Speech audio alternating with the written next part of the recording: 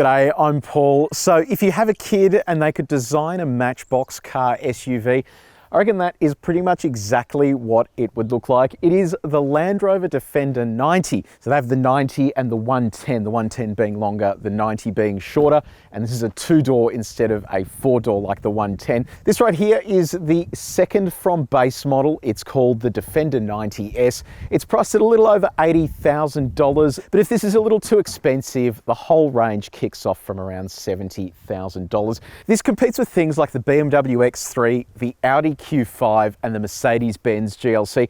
Obviously those cars aren't available as 2-doors, but in terms of proportions and stuff, this is kind of similar to those. Today we're going to do a detailed review of this car. If you want to skip ahead to other parts of the review, you can use the time codes up on the screen, or if you're on YouTube, just scroll down and use the chapters below. If you haven't done so already, I'd love it if you could subscribe to our channel and press the bell icon, because that's going to tell you every single time we drive one of these matchbox style cars. So you've got 10 external colours to pick from, all but base flat white from $2,000 and up. I love that you've got a big Defender insignia along the front there. I would have loved to see some metal grills along the top here instead of this plastic stuff, at least as an option. And I'm sure you could probably retrofit them. These likely just snap out and you can pop something else in there. I think that'll really complete the look. Down the front here, you have different offsets of colours. So that little grill there just has a little bit of piano black down the bottom, and then you've got the silver elements that sort of continue as you cascade down the grille there. Over here you have a full set of LED headlights. I do like with these LED headlights how they've kept with the old school reflector beam at the back there. So it kind of makes you think that this doesn't have LED headlights, but they're all nestled in there nicely. And then you've got LED daytime running lights. And if we come around to the side, this is where you'll normally find 19-inch alloy wheels, but this has the 18-inch steel wheel option, and I reckon that looks really cool. You know, steel wheels were always reserved for the cheapest of cheap, but they've kind of gone retro here, and they have a resurgence in terms of being fashionable again. This also has the no-cost option all-terrain tyres. This is the package I'd be picking if you're going to be doing off-road driving, because you've got big chunky tread pattern there. It means that if they do get filled with mud, you're going to spend more time moving rather than completely stationary. Big flared wheel arches here to show everyone that you're going to be driving off-road. This is all blanked, but the other side is open for a snorkel if you do want to have it fitted as an accessory. Over on the side here, piano black on that wing mirror. And then you can see here the two body colours are separate. You can get different colours on the roof, and this particular car, although you can't see it, has a roof that actually opens. So instead of being a sunroof, which is very traditional, this is kind of like a Jeep Wrangler where it actually has a folding hardtop that pulls back. So it sort of exposes you to the outer elements. And then of course this is where your door would normally be in the 110 version. So you have a slightly bigger door here in the 90, and then you climb into the second row. Around the back here you have a full set of LED tail lights. Just like the 110, your spare tyre sits on the rear of the vehicle. The other good news about the 90 is that it will also tow 3.5 tonnes with braked towing. That means you can actually tow the same as you would with the 110. So you're not really compromising anything in terms of off-road ability or towing if you do go for the smaller version. And just like the 110, it's a swing open tailgate that I'll show you later on. What do you reckon about the design? Do you think it looks good? Do you prefer the 90 over the 110, or are you going to wait for the 130, which will be positively huge by the time it gets here? By the way, one more thing, have a look at the camera up there. I'll show you how that works when we get inside the cabin. So we're inside the Defender 90. If you've seen our review of the 110, if you haven't, click up here to watch that. This will all look pretty familiar, but we'll run through it again anyway. So this is the key. You've got lock, unlock, a button to turn the headlights on, a boot release, a panic button, and then the Land Rover symbol on the back there. Proximity sensing key, so pocket, and then you've got a start button inside here. Now, what about the styling? To be honest, if Land Rover went to reinvent the Defender and went as crazy as they have in terms of the appearance, it had to really look cool and also be functional. And I think that's what this interior is all about. You've got plenty of storage, and then they've used like exposed elements along here, like this magnesium that, you know, it's integral to the car's structure, but you can also customize the color of these things. I don't know about the white inserts here on the steering wheel, but the fact that you can make it your own means that you have a lot of options available to you to personalize it. And in terms of the materials that they've used, you've got this soft rubber material along the top. a sort of faux leather beneath it. Got that exposed magnesium, and then it cascades down to the rubberized materials around the cabin, including around some of these controls. Along the door here, you've got exposed rivets and then more of that material where you rest your arms. So in terms of the touch points though, this is firm but soft, and same story over on the door, so those bits are nice. How soft are they? Well, we've got a durometer. We've tested the main surfaces in this cabin. If you want to see how this car compares to others that we've tested before, have a look at the link in the description. Now, what about build quality? Let's do our little test here.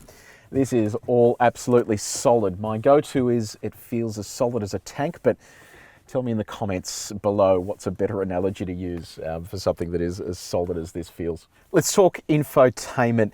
Pivi Pro is the new infotainment system used on JLR products. This one here is a 10-inch version, but you can get the 11.4-inch version that debuted in the new F-Pace. It's $210 as an option. Why would you not get that? It is amazing. It's a curved screen and it just fills in this space beautifully. This one looks just a little small in comparison, but anyway, same functionality between the two. So that means you have inbuilt satellite navigation. In addition to that, you have smartphone mirroring in the form of Apple CarPlay and Android Auto. Both of those are wired though, so you'll need a cable to connect. I'll show you what Android Auto looks like first. There it is there. Full screen integration pretty much, nice and fast as well, all very zippy. And this is what Apple CarPlay looks like. So same story, full screen integration, and then very nice and snappy. You have AM, FM, DAB plus digital radio, along with a 6-speaker sound system. This also has the ability to do wireless remote software updates as well, so that's all part of this Pivi Pro package. And it's an always-on system, so when you get inside the car, you don't have that lag of the old in-control system. If you've seen our Range Rover review, you'll see how painfully slow this infotainment system used to be. This is all brand new and works much, much better now. There are also some off-road controls here that I'll run through later on when we go for a drive that are all sort of displayed on this screen along with the screen ahead of the driver. Speaking of which, the screen ahead of the driver is a 12.3-inch display, has your tacho, speedo, and all of your critical elements. You can customize this so you can have a single gauge there or a full map. It's all up to the driver in terms of what they want to appear on the screen in front of them. Moving on to safety, you have front and rear AEB with pedestrian detection, with rear cross traffic alert thrown in there just as a bonus as well. This is the camera I was talking about before on the roof. So you can either just have a normal rear vision mirror or you flick that and you can actually have the digital display. I kind of like this. At night time, it gives you a far better view behind the car. And yeah, it's just something a little bit different. And then you can customize some of the settings in terms of where the camera points as well, depending on what you're doing. So I like that you have the option of switching between those. You have a lane keeping assistant and a lane departure warning, a blind spot monitor built into that wing mirror, along with radar, cruise control, and clear exit assistant, which means if you try and open the door when there's another vehicle or cyclist coming, it's going to prevent you from hitting those people as well. In terms of parking, you have front and rear parking sensors and a 360-degree camera. I'll show you what that looks like. So 360-degree camera, and I like that you can change angles and move around the car, and it shows you the graphic as the doors are open. So if I open my door now, let's see how that lights up as well. So I think that's a really clever setup. And then you can simply click here to adjust your camera angles as you go. So that's your on-road view. You can then also use the off-road view, which is going to come in handy when you're looking at ruts and exactly where the car's going. So yeah, we'll test that out when we do a bit of light off-roading as well. So I've got a question for you die-hard Defender tragics. Do you think that this is a step too far? Or is this the right Defender as a replacement for the original? Or will nothing ever replace the original Defender? Let me know your thoughts on this generation of the Defender and whether it lives up to the name in the comment section. Now, what about practicality? And we'll start with charging your devices. There is no wireless phone charging here. It's optional, which is a little disappointing. USB-A port along the top here, another USB-A port down here, a USB-C port, and a 12-volt outlet. In terms of storing your phone, well, your phone can kind of live anywhere. Let's get rid of that. You have stacks of storage. So you can pop it up here if you want. There's space behind the screen. There's space over on my side. You've got cup holders that your phone can fit into. This removes out of the way so your phone can go there. Phone can stay down here. There really is so many different places to store things in here, which is great. And what about our cups?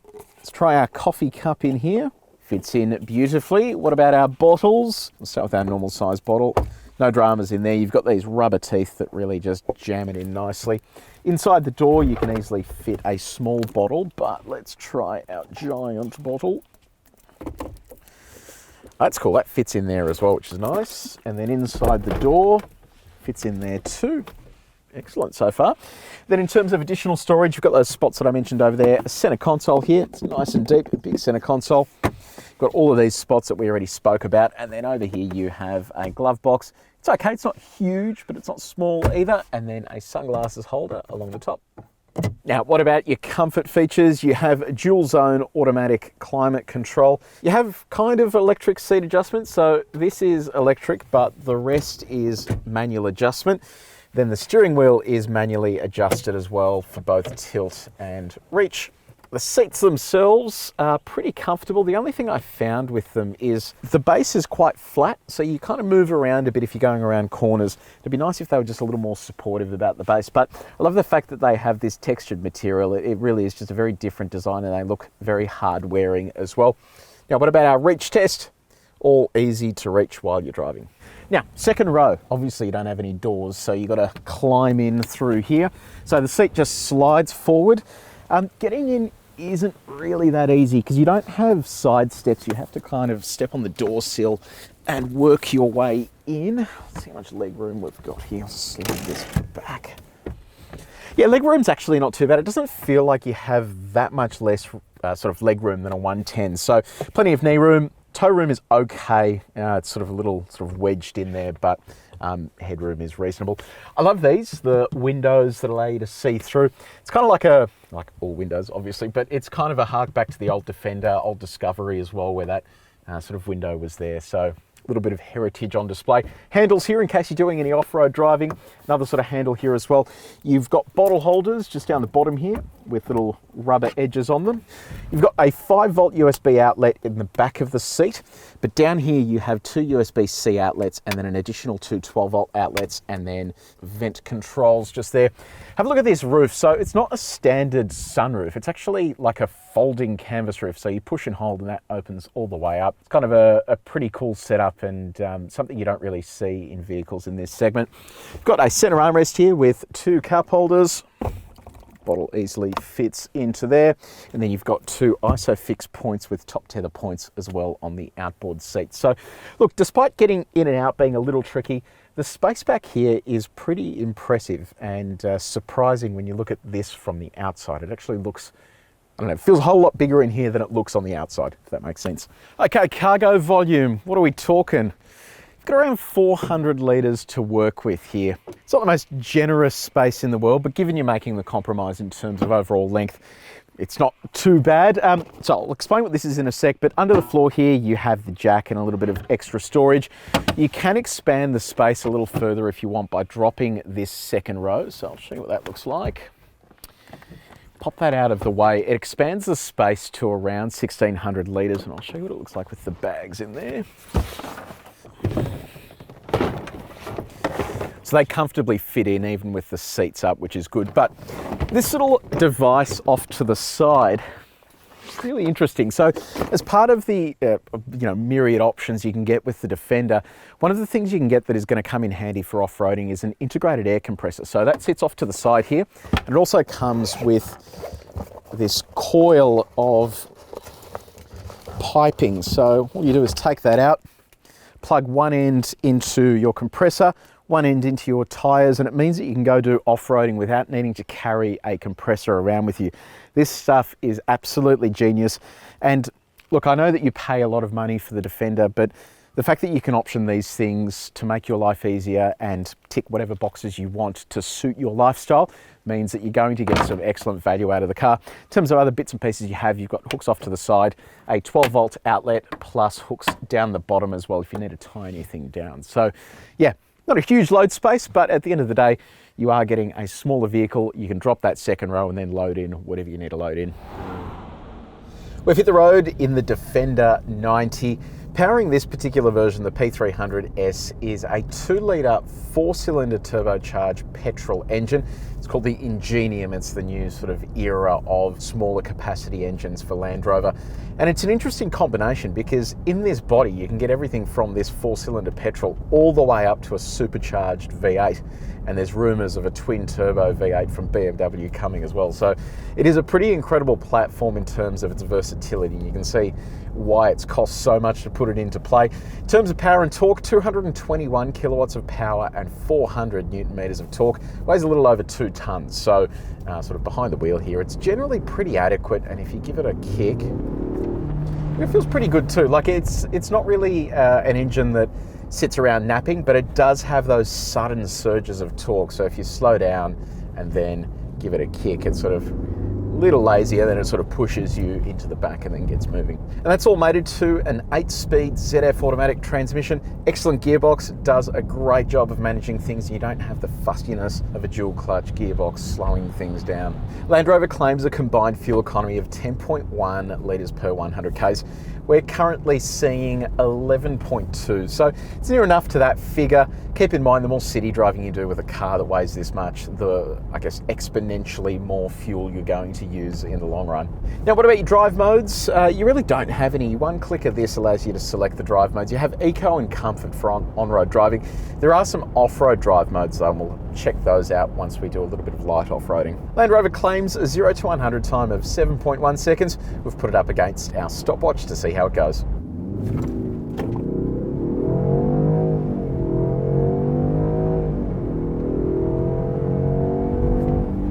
Okay, let's talk handling. We've got our corner coming up here. Throw it through here. Hey, that's pretty good. So I mentioned with the 110 when we reviewed that the handling was incredible for such a big car. This feels kind of the same, but it has a really weird feeling behind the wheel. Because of the short wheelbase, it kind of feels like it's turning on a dime. So you're getting a whole lot of turn with not a whole lot of steering input, which is kind of weird for an off-road focused vehicle. Normally you have to turn heaps to make it do anything. So yeah, on the handling front, it's actually pretty good. So it is worth keeping in mind that Land Rover offers Defender with air suspension and without air suspension. So standard is coil sprung and then optional is air suspension in this spec. I was expecting this to be pretty terrible, but it's surprisingly good. It's not quite as refined as the air suspension models, but sitting on 18-inch alloy wheels with a decent profile tyre, they've tuned it beautifully. So it's not overly sporty, but it's not overly soft either. It has that sort of nice little middle ground. So in and around the city, it feels compliant. Cobblestone, speed humps, whatever you throw at it, it's all good. And then out here at the country, if you sort of drop a wheel off the edge, it's not going to rattle your teeth out or make you feel like the car's going to float off the side of the road. In terms of wind noise, you get wind noise from all over the place, really. You're getting it from the wing mirrors, but this roof lets in so much noise because it's not a traditional sunroof that's properly sealed. You get a lot of sort of noise filtering in through there. It's fine. I mean, it's not the end of the world, but obviously don't be optioning that roof if you want a quiet and serene cabin. Now, what about visibility? It is good that we have this sort of digital mirror optioned because, to be honest, when it is switched off, I can't see anything out the back. Those headrests in the second row just block all the vision, and then the tyre just blocks everything else. So you have to have that switched on, otherwise you don't really see anything, which is, I think, a little bit disappointing. I think they could have probably spent a little bit more time engineering that so you could actually see out the back properly. Finally, turning circle, 11.3 meters. Because this is on a short wheelbase, you can just turn on a dime. It's great. You can just throw it in here, yank it around, and then it spins about. That is pretty remarkable for an off-road focused SUV. So we know the Defender is good on road and all that sort of stuff, but it's built for off-road. So we're going to do just a little bit of light off-roading here on Log Mountain, and then we'll come down the other end and do our Seesaw plus offset mogul. In terms of the four-wheel drive specs, you have a center diff lock and a rear diff lock in this version. It's been optioned in. You also have a low-range transfer case and then terrain response, which allows you to go between a number of different drive modes. So you've got grass, gravel, snow, you have mud ruts, you have sand and rock crawl. Each of those will adjust what the car does in terms of the traction control. And some of the modes even give you suggestions about which settings the car should be in. So some require low range, some don't. And then in addition to that, you have a 31-degree approach angle. That's the angle of the face you can approach with the front of the car before you hit anything. And a 37.9-degree departure angle. That's pretty insane. You have a weighting depth of 900 millimeters and a ground clearance of 225 millimeters. If none of that makes any sense to you, you you can click up here to watch our four-wheel drive controls explained video where we run through a little bit of that. Let's give this a shot. So it's pretty wet here today. It should walk up here fairly easily. I might actually just change our terrain response mode to, let's go with mud ruts. So I can see immediately there on the screen in front of me, it's got the center diff mostly locked, the rear diff locked now as well. I love the way it does this. This screen ahead of the driver is great. So it's showing us our incline, currently 15 degrees as we start climbing the logs here. Yeah, this is really fuss-free, 18, 19, 20 degrees. All stuck here. Come on. As we slide to the right, I'm going to go back down and we'll have another crack at that. It's also got, when it's in this mud ruts program, hill descent control in forward and reverse. So it's got you fully covered there. I think we'll probably just need just a tiny bit more momentum up here and we should be fine. We'll give this another crack. Alrighty, here we go.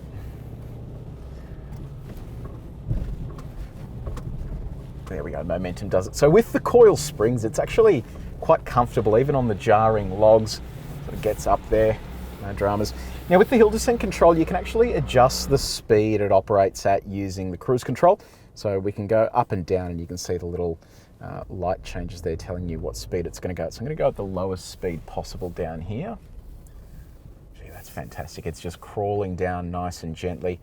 It's not running away from me. And I love having control over the speed because you find with sections like this where you have giant holes that come out of nowhere, you don't want to be attacking those at speed, especially if you've got hill descent control on and the car's just running rampant. So yeah, look, that was bloody good.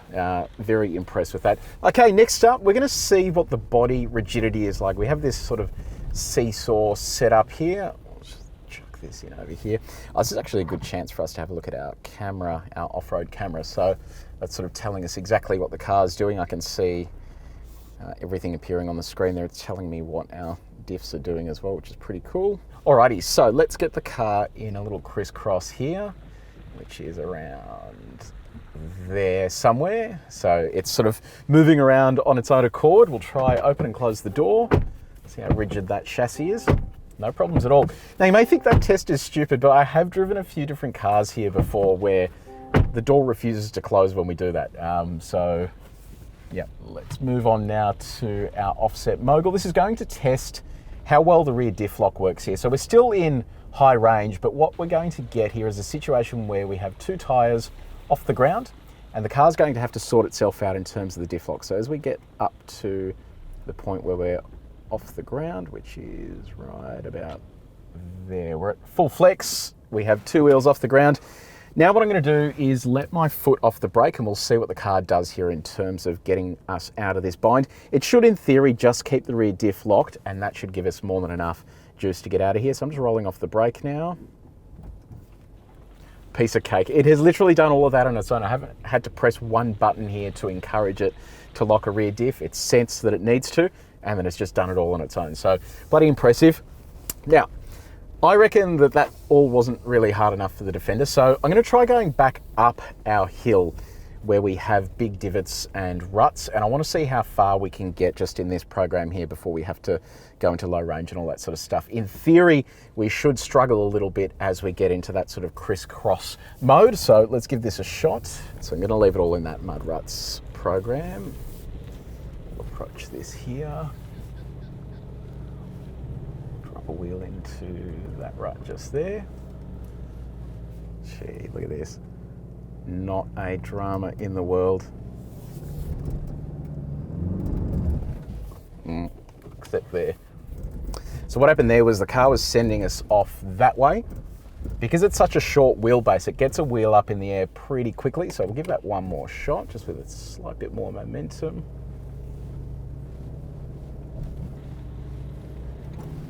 So center diff locked, rear diff locked. There we are, piece of cake. It just needed a little bit more momentum, but we got there in the end. So yeah, look, I think I've said this before in one of our other videos. This is not like a super hardcore four-wheel drive course, but this is probably the limit to what most people are going to do in their vehicle. And Look, it passes with flying colors. All you have to do is just set the mode that you want. It does everything else. It's able to lock the diffs. It's able to do everything that you need it to do. All you have to do is just sit behind the wheel, press some brake pedal and throttle, and away you go. So the Land Rover Defender 90, I think this has met my expectations. It is just a fun little, you know, go anywhere, expensive luxury version of a Suzuki Jimny. It sort of has all those character traits. It's easy to park, easy to maneuver, fun to drive, and then it'll go do off-road stuff. There are so many accessories you can get now for the Defender, both from Land Rover and aftermarket, that if you really wanted to go anywhere, this is the type of vehicle that you could just load up and just head out into the bush somewhere and just have the time of your life. I love the interior. I do wish they would make that big infotainment system standard. At least it's only a $200 option, but people need to know about it to know that it exists, and it really transforms that interior. Outside of that, it is just such a nice car to drive and such a nice place to be seated. I don't know, I prefer the 110, but I can see why people would get the 90. It sort of just ticks all those boxes. If it was my money though, I'd be going for the 6-cylinder diesel. It is a sensational package, and I think it really rounds out this vehicle, makes it even more fun to drive, and it's still fairly efficient as well. So let me know in the comments section below, what do you reckon about the Defender? Have you had a drive of one? Did you buy one? Did you buy something else? Really keen for your feedback. If you did enjoy this video, please make sure you share it with your mates. And if you haven't done so already, subscribe to our channel and press the bell icon. That's going to tell you every single time we drive one of these little Matchbox car things. But until next time, take it easy.